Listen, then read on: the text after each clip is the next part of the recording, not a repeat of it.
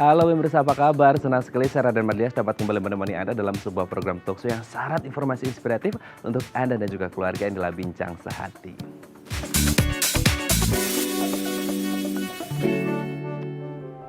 Ya pemirsa, tuberkulosis atau yang juga dikenal sebagai penyakit TB adalah penyakit paru-paru gitu ya, yang disebabkan oleh kuman seperti itu. Nah, mereka yang rentan mengalami TB ini adalah mereka yang memiliki sistem kekebalan tubuh yang rendah. Gejalanya seperti apa? Mungkin bisa kayak batuk, asma dan lain sebagainya ya. Nah, sebenarnya penyakit ini bisa disembuhkan asal dengan catatan mau disiplin dan mengikuti petunjuk dari dokter. Lalu bagaimana kondisi para penderita TB di tengah pandemi ini? Nah, inilah topik yang akan kita bahas hari ini, yaitu TBC di tengah pandemi. Namun sebelum bahasnya, kita akan membahas terlebih dahulu nih beberapa makanan yang katanya baik untuk penderita TB. Kita lihat ya. Yang pertama, pisang. Nah, pisang ini merupakan sumber nutrisi yang mampu meningkatkan sistem kekebalan tubuh. Kalau tadi di awal kan sudah disebutkan, mereka yang rentan mengalami TB adalah mereka yang memiliki sistem kekebalan tubuh yang rendah. Oleh karena itu, bagi Anda yang memiliki sistem kekebalan tubuh yang rendah, Anda bisa mengonsumsi pisang untuk meminimalkan terjadinya yang namanya penyakit TB gitu ya. Kita lanjut setelah pisang. Bawang putih. Nah, bawang putih ini berfungsi untuk membantu menghambat pertumbuhan bakteri. Karena bawang putih ini kalau tidak salah memiliki antibakteri alami seperti itu ya. Jadi kalau Anda tidak mau mengalami yang namanya TB, Anda bisa mengonsumsi bawang putih, bisa disampur waktu kita lagi bikin sayur gitu ya di rumah. Kan itu rasanya juga lezat gitu. Kita lanjut setelah bawang putih.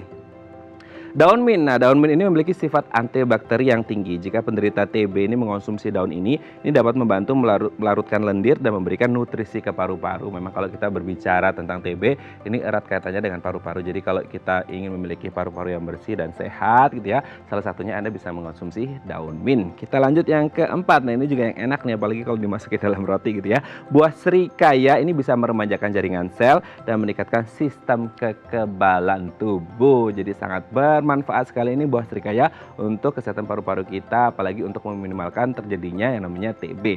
Terakhir kita lihat ke wortel. Nah, wortel ini memiliki kandungan vitamin A yang juga lumayan tinggi gitu ya. Jadi ini bisa membantu penyembuhan penyakit TB atau tuberkulosis. Oke, itu dia tadi 5 makanan yang katanya baik dikonsumsi untuk penderita TB dan kami akan membahasnya sesaat lagi. Tetap bersama kami di Bincang Sehati.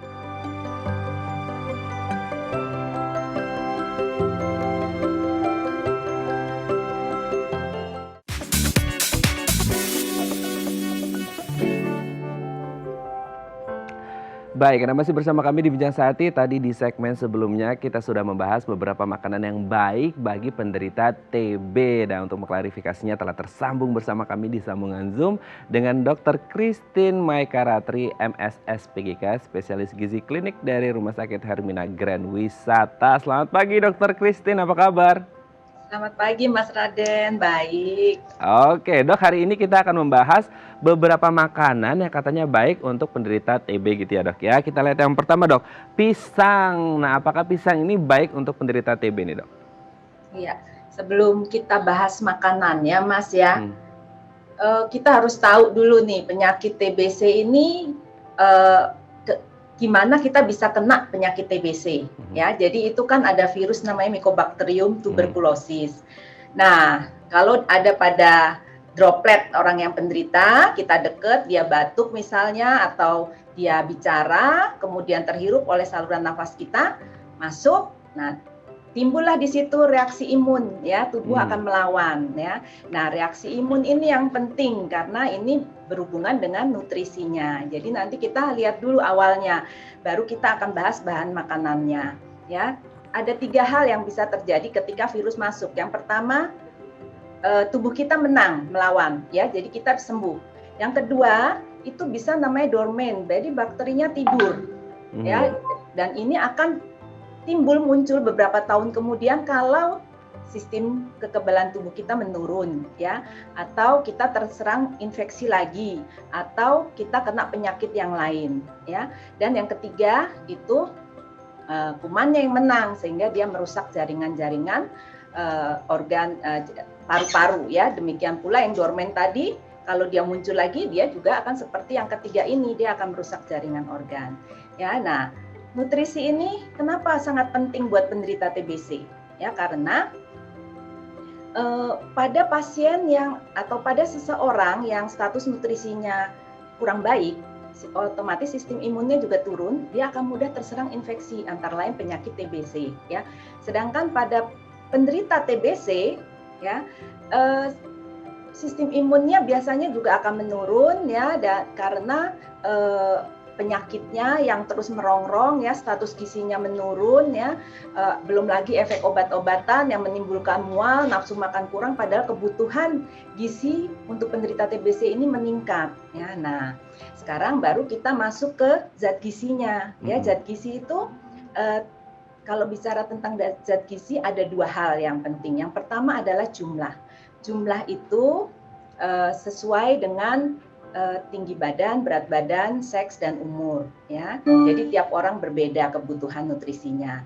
Nah, biasanya kalau perempuan 25 kilokalori per kilogram berat badan, kalau laki-laki 30 kilokalori per kilogram berat badan normal ya. Tetapi pada penderita TBC ini apalagi kalau malnutrisi itu bisa sampai 40 sampai 45 kilokalori. Jadi kebutuhannya besar ya. Jadi maksud saya di sini untuk menyampaikan pertama adalah bahwa penyakit TBC ini kebutuhan gizinya bukan hanya untuk bahan-bahan makanan tertentu, tetapi kebutuhan gizi seluruhnya itu besar ya.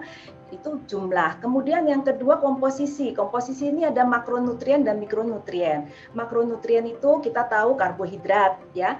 Itu biasanya 50 sampai 60% dari total kalori ya. Karbohidrat itu kita tahu kan nasi, roti, singkong, ubi ya, dan lain-lain. Kemudian protein. Protein itu kalau orang biasa itu 10 sampai 15% dari total kalori. Kalau pada TBC bisa sampai 15 sampai 20% dari total kalori karena memang kebutuhan protein ini besar ya.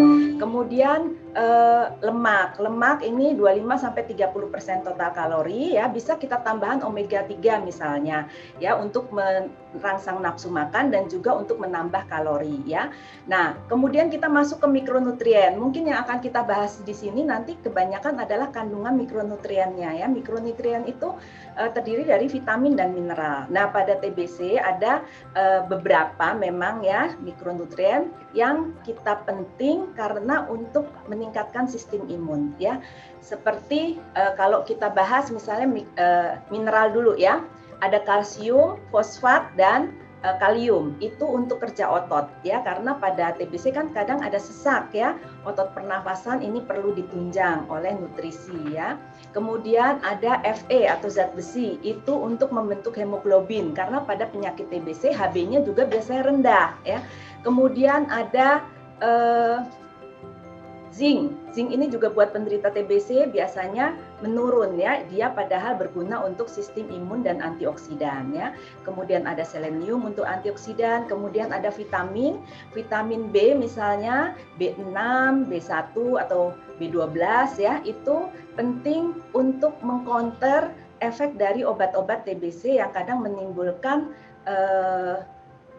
kurangnya nafsu makan ya. Kemudian vitamin C. Nah, vitamin C ini sangat penting untuk menunjang sistem imun karena dia merangsang leukosit ya, aktivasi dari leukosit. Leukosit ini untuk bagian adalah sel ya yang bagian dari sistem imun kita ya. Dan juga vitamin C ini membantu pembentukan kolagen. Kolagen itu adalah protein yang menunjang jaringan paru.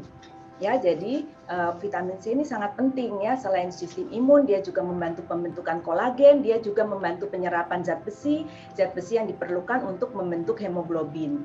Kemudian vitamin A ini juga berperan dalam sistem imun karena dia mengaktifasi sel-sel imun dan juga makrofag ya, yang itu semuanya adalah sel-sel untuk kekebalan tubuh kita. Ya, selain dia juga vitamin A ini juga adalah antioksidan ya. Nah, kemudian vitamin D kita tahu itu adalah imunmodulator. Nah, sekarang pisang tadi yang ditanyakan oleh Mas Raden ya. Apa sih yang dikandung di pisang ini ya sehingga dikatakan kok baik buat penderita TBC ya. Nah, pisang ini yang pertama adalah buah yang padat ya Mas ya. Kalau kita lihat kan misalnya dibanding semangka atau jeruk itu kan kandungan airnya besar ya. Ya. Kalau pisang kan kandungan airnya kecil ya. Nah, dia padat. Jadi dia kalorinya berarti tinggi, karbohidratnya tinggi ya. Jadi bisa sebagai tambahan ya, masukan kalau orang itu nafsu makannya agak berkurang, dikasih yang kalori yang lumayan tinggi, padat ya, padat kalori seperti misalnya pisang. Itu yang pertama. Kemudian yang kedua, pisang ini juga mengandung kalium. Kaliumnya itu sangat tinggi pisang ini ya. Kalau kita hipokalemi, kalium rendah biasanya lemah gitu ya. Itu biasanya dianjurkan makan pisang sebanyak-banyaknya. Kemudian dia mengandung vitamin C juga, dia mengandung vitamin B6 juga. Nah, itu makanya pisang mungkin dikatakan baik buat penderita TBC. Oke, ini sangat luar biasa penjelasan dari Dokter Christine. Semua vitamin dan nutrisi yang dibutuhkan oleh tubuh, terutama untuk penderita TBC ini sudah dijelaskan secara detail gitu ya. Salah satunya yang ada manfaat baiknya adalah pisang seperti itu. Tapi kalau boleh saya rekap nih, Dok, beberapa di antaranya yang lain seperti bawang putih, kemudian serikaya, wortel, seperti itu, daun mint juga gitu. Itu juga baik, Dok, untuk kemudian bagi mereka yang penderita TBC, Dok. Ya, jadi yaitu karena kita lihat masing-masing kandungannya kan. Kalau tadi bawang putih misalnya, bawang putih itu ada mengandung alisin namanya. Nah, alisin ini mempunyai aktivitas membunuh mikroorganisme atau bakteri, virus dan jamur. Karena apa? Ternyata alisin ini adalah pertahanan dari bawang putih ini untuk terlindungi dari hama. Gitu. Jadi makanya dia mempunyai aktivitas membunuh mikroorganisme, bakteri dan jamur tadi ya. Selain itu juga bawang putih juga sama ya, mengandung banyak vitamin C ya, kemudian vitamin B6 juga ada, kemudian yang buat otot tadi mineralnya kalsium, kalium dan fosfor ya gitu. Nah, kalau mint ini ada keistimewaannya lagi, dia mengandung mentol, ya kan? Kan kalau kita menghirup apa suka-suka aromanya mint ya, mentol hangat ya. Nah, mentol ini bekerja sebagai dekongestan. Dekongestan itu menghancurkan mukus atau dahak ya, dahak yang kental sehingga saluran nafas menjadi lega. Selain itu ya dia juga sama mengandung tadi kalau dia ada vitamin A-nya juga ya, ada vitamin C, ada B6, dia ada B12. Kemudian tadi juga kalsium, fosfor dan kalium juga dia ada zat besinya atau Fe. Nah, kalau serikaya tadi ya Mas ya tanya serikaya ya. Serikaya lagi kayaknya saya lihat banyak memang tuh lagi bahas serikaya gitu ya. Ternyata serikaya ini kandungan vitamin C-nya sangat tinggi ya. Jadi keistimewaannya dia adalah kandungan vitamin C-nya yang tinggi. Selain itu juga dia antioksidan yang kandungannya adalah antioksidannya tuh polifenol gitu ya. Dan dia juga karena vitamin C-nya tinggi, tadi kan sudah dikatakan vitamin C itu gunanya untuk merangsang sistem imun ya, sehingga daya tahan tubuh meningkat. Otomatis kalau daya tahan tubuh meningkat, kita juga lebih kuat ya melawan bakteri-bakteri yang masuk ke dalam tubuh kita. Selain itu dia juga sama seperti yang tadi, dia mengandung kalsium, kalium, ada magnesium juga, ada fosfor, ada Fe, ada vitamin B gitu ya. Kemudian tadi apalagi satu lagi Mas? Wortel? Oh, wortel ya.